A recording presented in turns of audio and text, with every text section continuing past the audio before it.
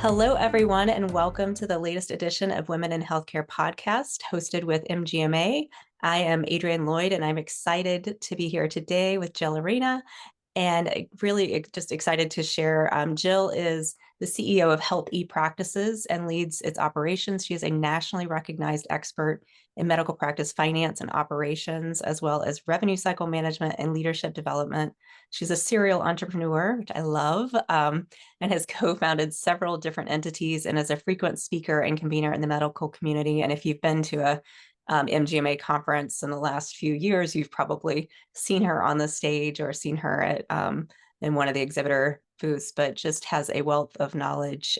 She is also the author of Physician Heal Thy Financial Self, which was written for physicians who want to master the finances of their practices. And she produces a weekly podcast for physicians and administrators called Medical Money Matters, which is just so important. And she also, given her passion for the leadership development, also co-founded the Physician Leadership Project in 2020, which is a year-long program for high potential physician leaders, and really helping just continue to help them develop into those formal leadership roles. And Jill, we're just so excited to have you, and I love so much of what you're doing. And having worked with so many physicians over the years and leadership roles or just regular roles, because we all know there's such a gap between what people are taught in medical school and what they actually need to know in order to be successful participants and then potentially leaders or owners in their practices. And I just love that you're helping them. So thank you so much for taking time to be here with us today.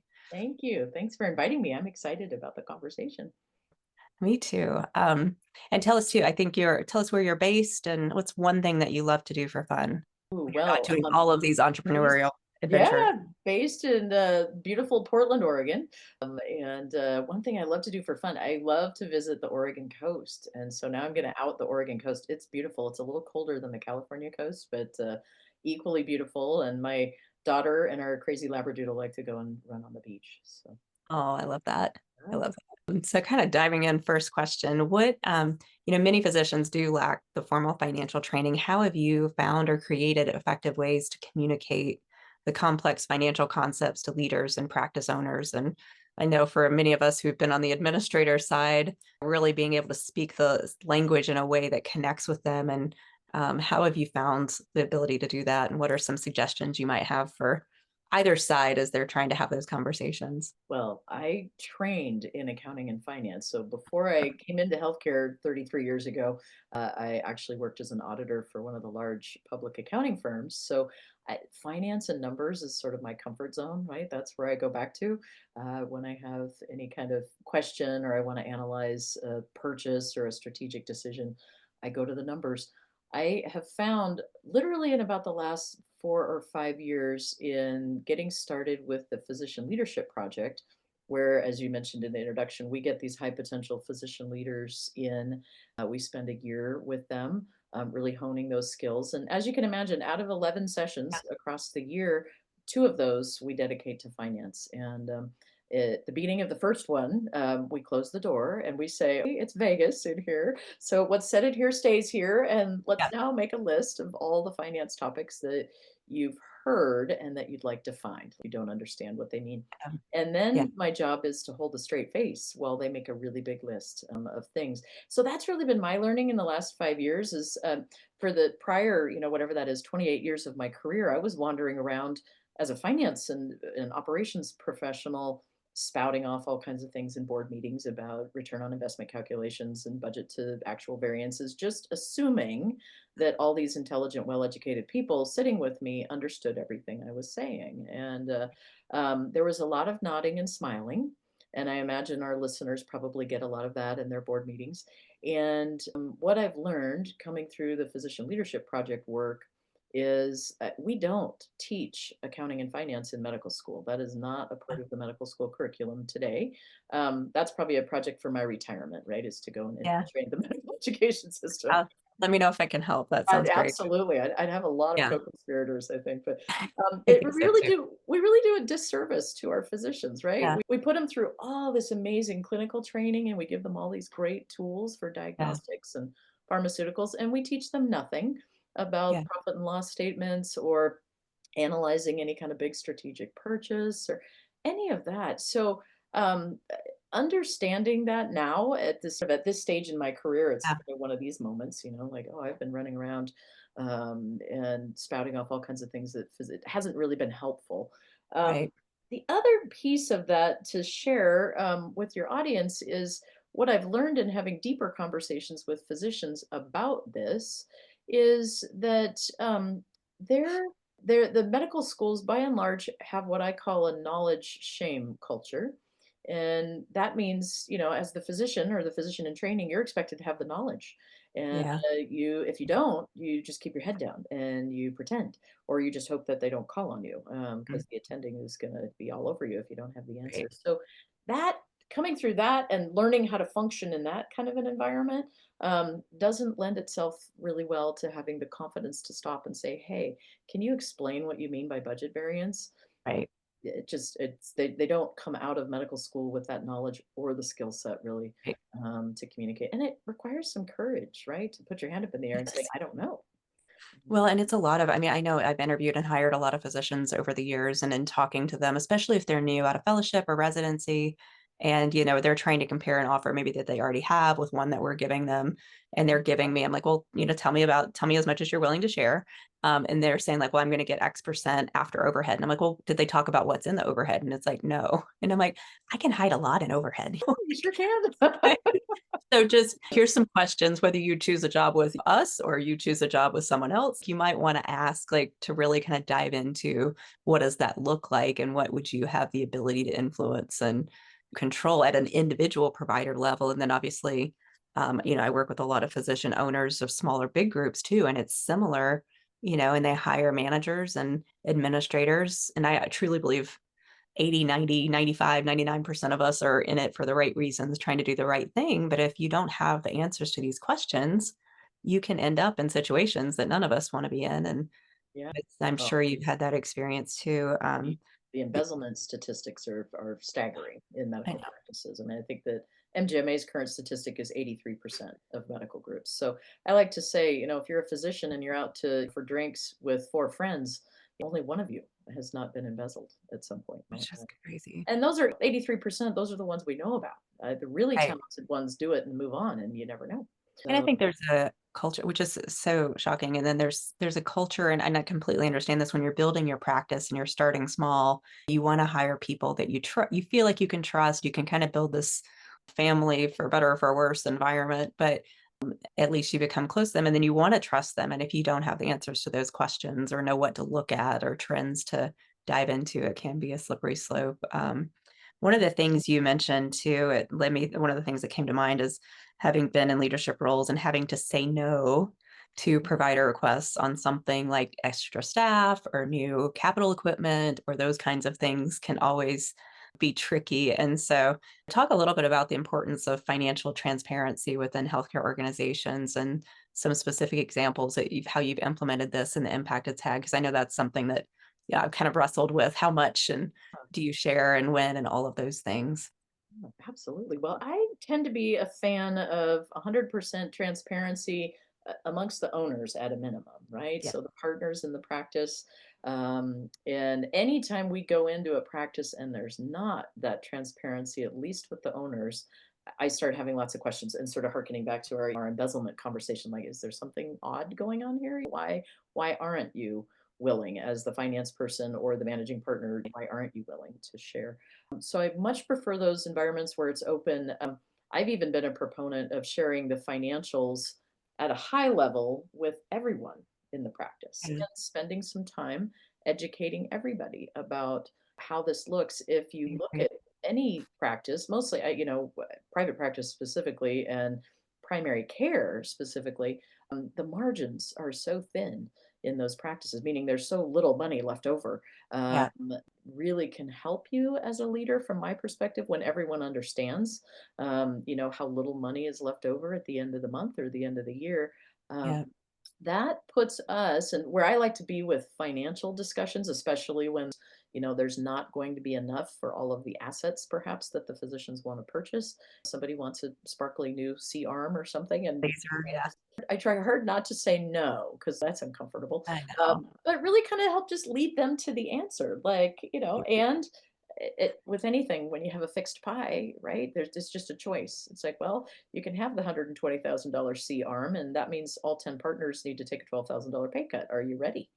Right. And that's, and maybe not quite that bluntly, but you can help Yeah. them get there. And then they're in a space of choice rather than you as the finance or administrator having to say no. And I like to remember with private practices, it's their money. They can Right. spend it however they like. And I really try to, provide guidance and without a lot of judgment. And that's a leadership skill, right? Yeah. Let me show you what this means financially. Yeah. And if you ask me for my opinion, I'm happy to give it to you. And at the end of the day, it's your decision. So Yeah. And I found those conversations, and obviously sometimes there are incremental items that are to enhance the practice, or perhaps one provider is interested in this new device, and it seems more like a nice to have versus a have to have. And sometimes there's real decisions around, we have critical items that are breaking and there's just not enough to go around what we're going to do. But one of the things I found helpful with those kind of nice to haves or expansions of practice and service lines is to have those conversations, as you said, with here's what it costs, here's what it would take for us to break even. Do you feel like you can see that many patients? Do you feel like that's reasonable? How quickly do you think you could get there? I need your commitment to helping work to that. Obviously, you can't always build that into any kind of contract per se or anything, but really just having that transparent conversation, I think, is really helpful like for those if conversations. I love that. Yeah, we like to give scenarios too. So we'll run the good, the bad, and the ugly, right? If we really do hit it out of the park, here's what this new service line or this new piece of equipment is Okay. going to generate for the practice.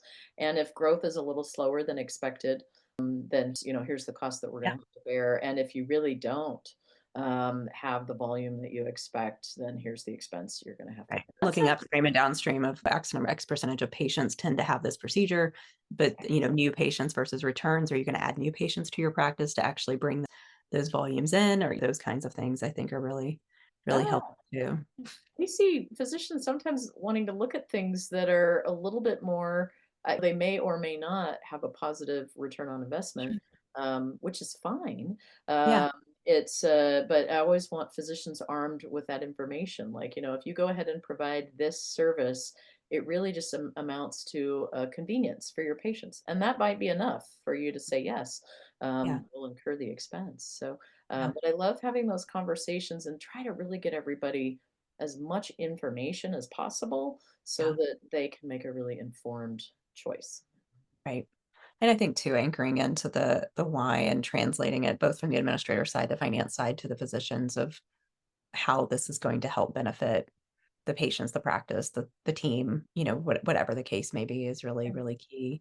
I love seeing like a prioritized asset purchase list, capital Yeah. asset list that the whole ownership group gets to weigh in on, and however they govern themselves. If it's a simple democracy, everybody gets to vote on where does this live on the list, and then we can look and see with funds that are remaining for investment, how do we Really. maximize? Which those can be tricky discussions, especially if you have multi-specialty groups that are fighting for cardiology or GI this and so forth. But yes, very important. One of the things I know that you've talked about in some of your money matters, as I've watched on LinkedIn and other places, if you're looking for Jill, um, is the concept of all patients are created equal, but all payers are not. And how can healthcare leaders really take this to help improve the financial understanding and management of their practices and kind of their physician partners? The probably need to get that statement printed on a T-shirt, don't I? And it actually resonates with the physicians when I say that out loud. Yeah, And then it opens us up to having a conversation about payer mix. And right, what I will generally, and what I'll say to physicians, and what I generally coach administrators to say to physicians, very simply, is again, patients are all equal, payers are not. And yeah, when we talk about your saleable unit, that revenue, the relative value unit, when we get the physicians clear that that really is their unit of value, and when we say very simply that unit of value with a Medicare patient is worth $33 and some change this year. Medicaid, depending on the state, is probably paying you somewhere in the mid to high 20s for that right, same unit of service. And your commercial payers is where you balance it out, right? So you're maybe, depending on your market, $50 to $60, depending on the size of your group, it might be a little higher. right, But and I usually just really break it down to those basic levels. And right, then we have an important part of the conversation, which is your cost to generate Right. an RVU in the practice, most practices probably somewhere in the 40s. So as Yeah. soon as we say those things, then you can kind of see the light bulb coming on, and Yeah. physicians really get like, oh, um, Wide eye. this Oh is the no. yeah. And so then you can have a cogent conversation about why we need to manage payer mix in a private practice, and that you if you're losing money on every sale, you can't make that up in volume. It just Right. doesn't work that way. The physics don't work. So we have to have the right amount, and it sort of puts each individual clinic or medical group in the space of having to kind of balance their own portfolio, if you will. Yeah. Um, that usually helps. Just laying out those very simple facts usually helps drive a discussion about why we need systems up front, why we need scheduling templates, why we Yeah. need to be certain that we have the right number of commercial patients coming through the door uh, Yeah. to be able to afford the things that we want. And I've had to have that conversation with full staff because Yeah. sometimes we'll say, I'm Absolutely. sure you see it with your practice too. You get a lot of pushback from folks at the front desk. Why would I give they can get very indignant and very righteous. Why would I give priority to a commercially insured patient over a Medicaid patient? Why should I treat Right. them differently? And it's like, you're not treating the human differently, you're treating the payer differently Right. because they treat the practice very differently Definitely. monetarily. So, yeah, that's a really interesting conversation. I recall having that with a group of orthopedists about 12 years ago, and Yeah. at a 7 a.m. meeting.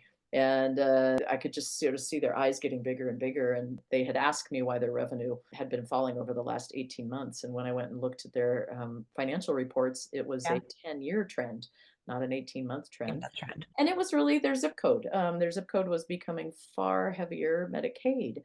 And so when I explained that, I said, well, you have a real increase in Medicaid in this zip code. And they kind of looked Yeah. at me blankly. So I did the basic building blocks. And then I see the eyes get really big. And so this was a 7 a.m. meeting. And at about 10, one of them popped into the office that I was sitting in, and he looked a little pale and drawn. And I said, what's up, Jeff? And he says, I've just seen 3 Medicare patients in a row. And he was a little He's like, oh no. I said, good, let's get back out there and see some commercial ones now. Not quite sure what to tell you. Right. Well, I think it's very key, and I do a lot of process improvement, change management, both coaching and operational consulting. And I think that's usually one of the first, like kind of where are we, and part of where are we today, and where do we need to go, is that financial component, both as an organization, what we're doing. And I know one of the groups, as I was working with gastroenterology back in the day, we were having for our Medicare patients, we actually had significant loss in our commercial patients. There was margin there, but not as much as we needed. But it actually just really a stimulant to the conversation of why do we need to shift? Why do we need to be more efficient? Why do we need to look at the process? And having that conversation with the frontline staff and the providers was very important and eye-opening, I think, for them too. Because I was in a system at the time that presumably had all the resources in all the world. Why do we need to worry about it? But being able to say, like, actually, for every patient we take care of, here's what it's costing. Here's what we're getting reimbursed. This is why we need to make our processes as streamlined and as efficient for every patient, but also to really appeal to those commercial contract patients. So we get great reviews and they continue to come and see us and support what we're doing. So, Absolutely. yeah, Well, commercially insured patients, I think, are probably the first ones to consider healthcare a bit more of a commodity. right, Um, and they really are looking. I know I behave this way as a patient. I'm looking for the practices that make it easy for me to right, interact with them. Um, right, and, scheduling is easy. Paying my bill is easy. I want everything on my phone. I don't want to have to deal with a piece of paper that comes in the mail. right, I'd love to give a credit card on file and just leave it there. Please use that for my right. bill when we're done. Let me know how much it was. So yeah, and I realize I'm not every consumer. I'm not always the typical consumer, but I Yeah, really feel like practices today using technology and really looking at it from the patient experience are the ones where, to your point, you're streamlining all the operations and agreed. making it attractive for those I know. commercial patients that we all need. Well, to that, the overall education of physicians, what strategies, again, I think we've all heard the fake it till you make it and all of those things, but what strategies have you, which I have mixed perceptions on? I think, that sometimes makes us feel way more stressed than we need to versus feeling like we can ask questions. But what strategies have you found successful to help physicians recognize when they maybe are faking their understanding of the financial concepts, and how do you approach those conversations either through your programs or otherwise? What would you advise for the administrators to help them maybe feel more comfortable in opening up? with their physicians. Yeah, our physician leadership project program, which is a Pacific Northwest thing, is a year-long program for high potential physician leaders, and we have 2 out of 11 sessions devoted to Yeah. finance. That's the level of import that we Yeah. assign it, and we routinely, we'll ask the physicians a lot of questions about what they do and don't Yeah. understand. And I find there's a lot of variation in understanding of finances. So when I'm presenting financials at a physician board meeting, I usually aim really low, in terms of just understanding, and I start with basics. And I'll never forget one I was sitting in where they really hadn't had financials presented to them for several years in their Yeah. board meeting, which I was kind of trying to close my mouth when they said that to me. Really? Okay, let's do that Right. for you. And so I brought them, and I recall having a 2-page profit and loss, and I handed those out at the board meetings. And I said, okay, when I read a profit and loss, I usually start with the bottom line, and I flip over the page, and I could see every other person in the room flipped over their page. And I Right. said, and I look all the way down to the bottom line, and I Yeah. see if there's a positive or a negative variance. So just Yeah. literally talking through at that level. Right. And I will sometimes just open a conversation by saying, my experience with physician groups is there's always a variety of levels of understanding. So I'm going Right. to start with the basics. And if this is too basic for all of you, please let me know that and I'll step it up. Go from 25 miles an hour to 60 miles an hour and see how that pace works for you. And I have not yet had a group of physicians say to me, "Yeah, we got this, go higher." It's always when we start at that basic level of understanding and we're really explaining the mechanics of your profit and loss. And this is a month's worth of information about what came in and what went out. And literally talking about it at that level is generally welcome by groups. Occasionally, I run into a group where there's been an administrative leader or a finance leader who has done the basics, Yeah. and that's always Yeah. refreshing. Yeah. I was keynoting a conference about a year ago that was really around physician real estate purchases. And one of the speakers prior to me said that, he said 1 or 2 of the physicians in your group actually understand the real estate component. The rest are just faking it. And I followed on his statement beautifully. I said, Yeah. I think he nailed it. And I would double down on that statement and say 1 or 2 of your physicians really understand the finance. Mm. The rest are probably faking it. So that's I think really for just administrators and finance folks to have that understanding that Yeah. probably you've been like me, you've been talking at a level for a lot of years that they really don't get. Right. And I think it could be a great opportunity for administrators, especially if you're new to the practice, or maybe you're going through some change or finances aren't looking as beautiful, positive as you would like them, as to, I don't know, what are some suggestions that you might have? I could think off the hand, maybe doing like a brown bag session, ask me anything, kind of open book. We love those. And with this technology today, Zoom is great. Yeah. And so we'll offer a brown bag. We will record it on Zoom and then we post that in wherever's the SharePoint for the clinic so Sure. that the physicians can go and watch it anonymously if they want to. Yeah. And I That's find that one's super helpful. So a lot of people don't want to cop to the fact that they've been faking it in the board meeting right. for 6 years. Yeah. But that one's good. Sometimes, we'll add like a half hour to the front of the board meeting, and we'll just say this is going to be open forum on the finances. So if you have Yeah. questions, if Come you, early. hopefully Mm. the leaders are handing out their financial statements a few days in advance of the board Yeah. meeting. I do find there are some physicians that really need that processing time. And Yeah. so getting out information, especially if there's detailed financial information you're going to be reviewing, sharing it ahead of time really helps. And that also follows by subspecialty too. There's some that are very information hungry Yes. and they take it all in and process it. So at least a couple, 2, 3 days in advance. And Yeah. then, yeah, offering 30 minutes ahead of time that you're just there for Q&A. And it's also nice if you can enroll some of your more senior physicians who do understand a bit more about the finance to either act as financial mentors for Mm. their younger colleagues or to be a plant for you in the brown bag or in the half hour before the board meeting. So they Ask will about. sit and ask what sort of appears as a dumb question, right? So they'll, Mm. but you can say, hey, if nobody asks this, would you please ask it for Yeah. me? And any other topics, you can kind of line up what you want to cover if there aren't any questions. Yeah. Yeah. One of the, having worked like consulting now. I do all work with all kinds of practices, but the kind of most of my career was more in the academic large health system. I mean, we would have some slides from time to time that was like, where does the money come from? Where does it go? And so anything from a mix of like, what types of services are we offering? What are those kind of trailing and leading into the revenue, to the payer discussions, to the revenue cycle, and then where does it go? That always, I think, as administrators, can be a little nerve wracking when you start getting the pointed questions of like, well, how many staff do we need? All the staff that we have, or maybe we need more staff, or why can't we pay the staff more? And whatever those expense categories are, I think being able to share like, here's what's paying for what at a high level, and then accompanying that with, and I don't know if you do some of this too, but like the benchmark of, we do benchmark with whatever association makes the most sense for you, on staff, on productivity, and those things, so that you have those can help you navigate some of those more pointed questions with physicians if you So great find tools. I yourself. love the highly performing practices data set.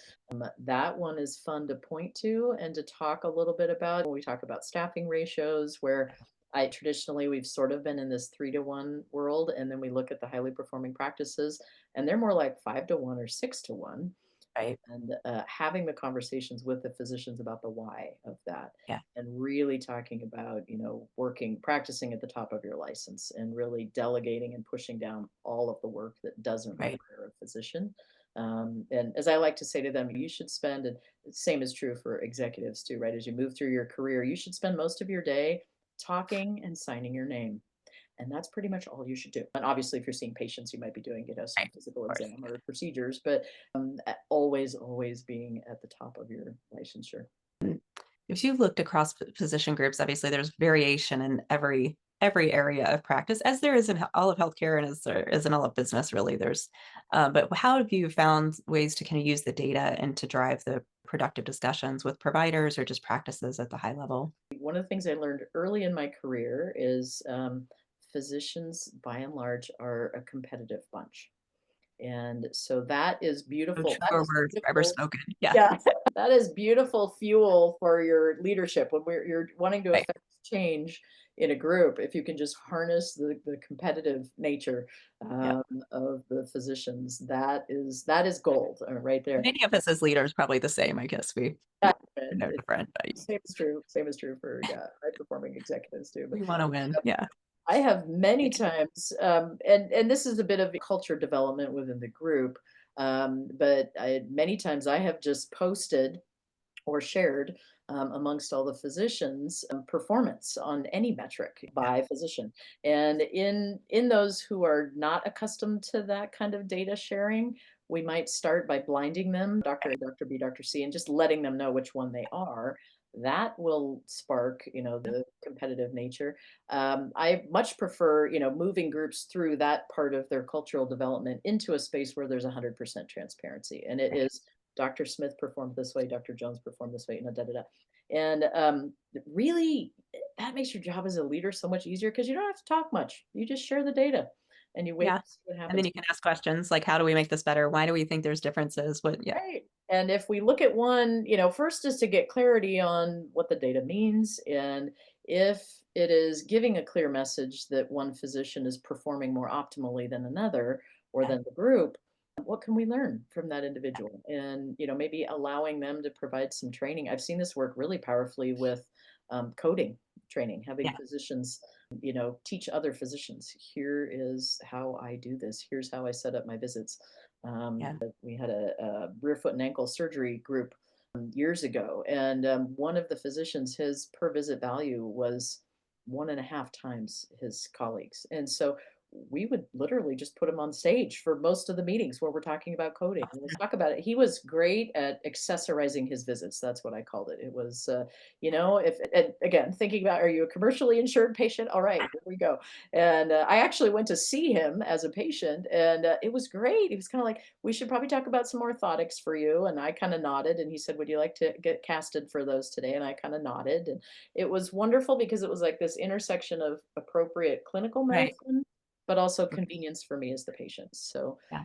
I love sparking those kinds of conversations within the physicians so that they, as they're understanding more about how the business actually works, they also can get their own personal habits of how they conduct Yeah. visits and how they code have a huge impact as well. Well, and I love the intersection of that. I think that's where have been many jobs where the finances really needed improvement.